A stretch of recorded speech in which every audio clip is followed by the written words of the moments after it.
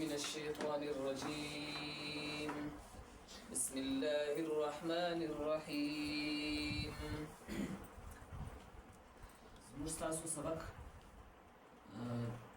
ابتداءً پدې الفاظ باندې تاسو به شرط متوجه سي.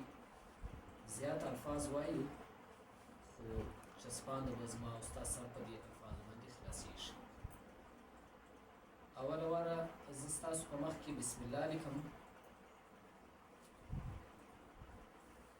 بسم الله الرحمن الرحیم چې ما ولیکي د هغه بعد ستاسو دپاره زه یو آیات ډېر په مختصر انداز باندې لیکم. تاسو به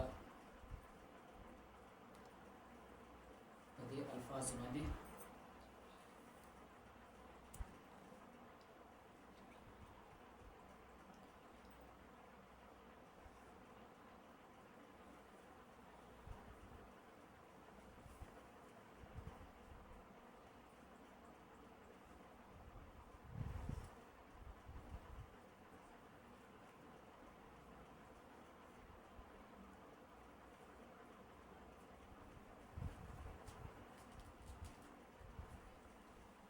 دغه الفاظو باندې زه تاسو ته سر در خلاصوم. دغه خو حرکات نه لري. دغه الفاظ هغه الفاظ دي چې دی حرکات نه لري. زه راځم یو واره دغه الفاظ سره جدا کوم. په تختی نمبر 1 کې و دغه لفظ ته چې څنګه دلته ښکاره کېږي و دغه لفظ ته ذال ورته ویل کېږي. د هغه بعده چې دغه لفظ زه په نظر باندې وینم و دغه لفظ ته په تختی نمبر 1 کې لام ګوره دا ته ذال ویل کېدل و دا ته بیا لام و دغه لفظ ته بیا کاف و دغه لفظ ته بیا الف و دغه لفظ ته بیا لام و دغه لفظ ته بیا کاف. دغه بل لفظ ته بیا ویل کېږي تا و دا بل لفظ ته بیا ویل کېږي با. اوس زه الفاظ یو څو جدا کوم خو په دا یو څو الفاظو جدایي باندې زه نور الفاظ تاسو ته په دې خبره باندې د دې الفاظو سر در خلاصوم چې دغه الفاظ چې ما جدا کو دا هم دغه رقم جدا کېدلی سي. دا الفاظ دي زه جدا وایم په تختی نمبر 1 باندې ذال لام کاف. ځکه دا ګرده مکمله توري په تختی نمبر 1 کې کشیږي. الف لام کاف تا با. دا یو توري هم دا دوه توري چې دي د یو الف په مقدار سره کشیږي. دا هغه بعد دا بل لفظ دی و دې ته بیا لام و دا بل لفظ ته بیا الف. دا بل لفظ ته بیا ویل کېږي را. دا بل لفظ ته بیا ویل کېږي یا و دا بل توري ته بیا با. کم توري چې په تختی نمبر 1 کې نه کشیږي زه هغه هم درته نه کشوم. د قرآن پاک الفاظ د تختی نمبر 1 په مطابق وایم. دا بل توري ته بیا فا ویل کېږي و دا بل توري ته بیا یا ویل کېږي. یا د یا پہچان ما په چیش باندې وکړي. د یا پہچان ما په دې دوه نقطو چې د لاندې لري په دې باندې ما د دې پہچان وکړي. د هغه بعد بیا و دا بل توري ته بیا ها ویل کېږي. د هغه بل توري ته بیا ها ویل کېږي. د دغه دوه هاو په مابینځ کې فرق دا دی چې دغه رقم ها په تختی نمبر 1 کې دا رقم لیکلی ده خو البته چې کوم وخت بیا په هغه کوچني الفاظو کې لیکلی ده هغه بیا دا ها دو چشمي. نو که ها دو چشمي وي که دغه رقم ها وي دواړو ته ها ویل کېږي. د هغه بعده و دغه لفظ ته دال دا په تختی نمبر 1 کې کشیږي. زه به دلته هم کشوم و دغه لفظ ته بیا یا ویل کېږي. اوس د هغه الفاظ دي زه په تختی نمبر 2 باندې وایم ذال. ځکه دا لفظ په تختی نمبر 2 کې هم دغه رقم ویل کېږي څه رقم چې په تختی نمبر 1 کې ویل کېږي. دا تر یوه قلم لاندې یو لفظ دی. د هغه بعد دا بل توری دی و دې ته بیا لام کاف. یعنی دوه الفاظ مې وویله دواړه مې په یوه سا باندې وویل. د هغه بعد بیا چې شي دی الف دا تر یوه قلم لاندې یو لفظ دی. په دا وجه باندې ما یو توری ووایي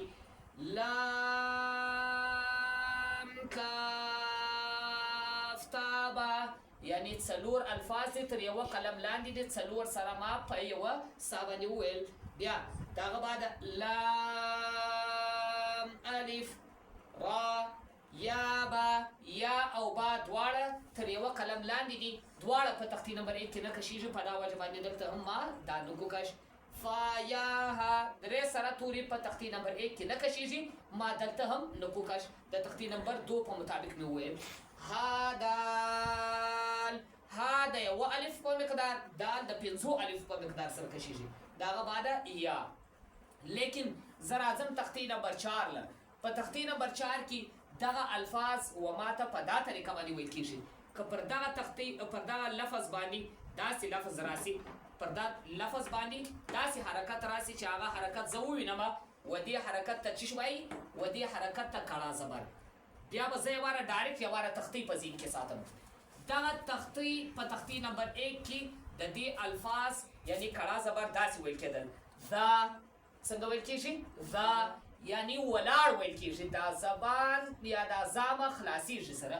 ذا د هغه بعده که چیرې زه دا بل توری وایم، دا بل توری په تختې نمبر 4 کې بیا نه دی. دا په تختې نمبر 4 کې نه دی، دا په تختې نمبر 4 کې دی. دا په تختې نمبر 7 کې دی، دا بیا په تختې نمبر 4 کې دی. په تختې نمبر 4 کې ودې ته لی وایي، ودې ته څه وایي؟ لی. د دې اواز ویل کېدی ذا، د دې اواز ویل کېدی لی. اوس چې دواړه په روان وایم ذالی، دواړه به زه په روان په دا طریقه وایم. د هغه بعد کاف د لامه سره په تختې نمبر 10 باندې زه څنګه جګوم؟ کاف د لامه سره په تختې نمبر 10 باندې داسې جګوم. کاف لام زبر کل. اوس خو دا موږ په هغه هجې باندې ویل، اوس یې موږ په روان زده کوو. ځکه چې قرآن پاک موږ زده کړه کوو، نو د قرآن پاک زموږ سره روان غواړي، هجې د موږ سره نه غواړي. زه به یې داسې وایم کاف لام زبر کل. دا خو ما په تختې نمبر 10 کې وایي، خو اوس دلته چې قرآن پاک لرالم زه به یې آخري اواز څنګه وایم؟ کل کل کل کل کل کل. اوس د دې اواز په زبر باندې کل ویل کېږي. ذالکل په روان چې وایم زه به سانه کې اخم په تورو کې ذالکل. د هغه بعده بیا د کاف زیر چې وي په تختې نمبر 4 کې ویل کېږي. ځکه موږ دا ویلو کاف زبر ک، کاف زیر کی، کاف پیش کو. روان چې موږ وایي ک کی کو، کاف زبر ک. دا مو په هجې ویل چې روان به راغی بیا به موږ ویل کی یا ک کی کو. دا اوس ګوره ذالکل کی، ذالکل کی. د هغه بعده پر تا باندې چې کړه زبر راسي په تختې نمبر 7 کې ویل کېږي تا، تا ویل کېږي. څنګه ویل کېږي؟ تا تی تو، تا تی تو. اوس دا تورې زه وایم ذالکل کتا، ذالکل کتا. یعنی هغه تورې به زه دا تورې مې ګوره ذا مې ویل، د هغه بعده به ساړه کې اخم، دا بل تورې به ډایرکټ پسې وایم ذالی ذالی. دا لام باندې به سانه اخم، ډایرکټ به دا بل تورې پسې شروع کوم ذالکل. د هغه بعده پر کاف باندې به زه زیر چې وایم هغه بل سا به په مابینځ کې نه اخم ذالکل کی تا. بیا د هغه بعده پر با باندې پیش راغلی بو، دا په تختې نمبر 4 کې دی. ذالکل کتابو. د هغه بعده لام باندې زبر راسي، زه به په تختې نمبر 8 کې ولي حروف مده دا ته وایي چې الف به وي، د هغه څه مخکې به زبر وي. ذالکل کتاب لا، ذالکل کتاب لا. یعنی لام به دا با به فورا چې وایم لام به په کړه په الف باندې وایم ذالکل کتاب لا. را د یا سره وجنګوه په تختې نمبر 8 حروف لین کې، په تختې نمبر 8 حروف لین کې څنګه به وایم ذالکل کتاب لا ریب، ذالکل کتاب لا ریب. د هغه بعده پر با باندې زبر په تختې نمبر 4 کې دی. څنګه به وایم ب ذالکل کتاب لا ریب. بیا د هغه بعده فا باندې زیر څنګه به وایم فی، فا زیر فی. که چیرې د هغه بعده دلته یا راله بیا په حروف مده، حروف مده یا ده څنګه به فی فی ذالکل کتاب لا ریب فی. او بیا پر ها زیر باندې څنګه به وایم هی ذالکل کتاب لا ریب فیه.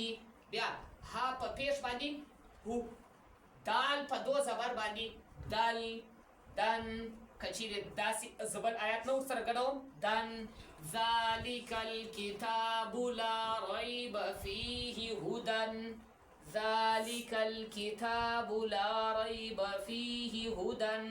اوس ګوره دا په تختی نمبر 7 کې شو، دا په تختی نمبر 4 کې شو، دا په تختی نمبر 10 حروف جزم، دا په تختی نمبر 4 حرکات کې، دا په تختی نمبر 7 کڑی حرکات، دا په تختی نمبر 4 حرکات، دا په تختی نمبر 8 حروف مده کې، دا په تختی نمبر 8 حروف لین کې، دا په تختی نمبر 4 کې، دا په تختی نمبر 8 حروف مده کې، دا په تختی نمبر 4 کې، او دا په تختی نمبر 4 ځکه چې پیش راغلی دي، دا په تختی نمبر 5 کې دو زبر راغلی دي. په تختی نمبر 5 دو زبر، البته موږ ویلو دال دو زبر دن، دال دو زیر دین، دال دو پیش دون، دن دین دون. اوس دغه الفاظ موږ دلته داسې بیان کړل، زه به دا الفاظ څنګه په قرآن پاک کې وایم، یو لفظ ما د قرآن پاک دا رقم انتخاب کړي. اوس چې زه د قرآن پاک لفظ ادا کوم، زه د قرآن پاک لفظ څنګه ادا کوم؟ الف لام میم ذلك الكتاب لا ريب فيه هدى للمتقين. ګوره سلوب یې وایم، الذين يؤمنون بالغيب ويقيمون الصلاة ومما رزقناهم ينفقون، والذين يؤمنون بما أنزل إليك وما أنزل من قبلك وبالآخرة هم يوقنون، أولئك على هدى من ربهم وأولئك هم المفلحون. إن الذين كفروا سواء عليهم أأنذرتهم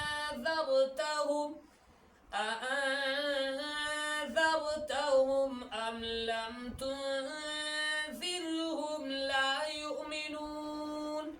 ختم الله على قلوبهم وعلى سمعهم وعلى أبصارهم غشاوة ولهم عذاب عظيم. د قرآن پاک په زور وینا دا تر ټولو د زده کړې اوله مرحله دا وي چې قرآن پاک به زه په زوره باندې وایم، بیا به زما قرآن پاک زده کېږي. چې څومره سلو یې ووایم دغو نه قرآن پاک زما د زده کړې امکان هم نشته. دا ستاسو د سبق خلاصه سوله.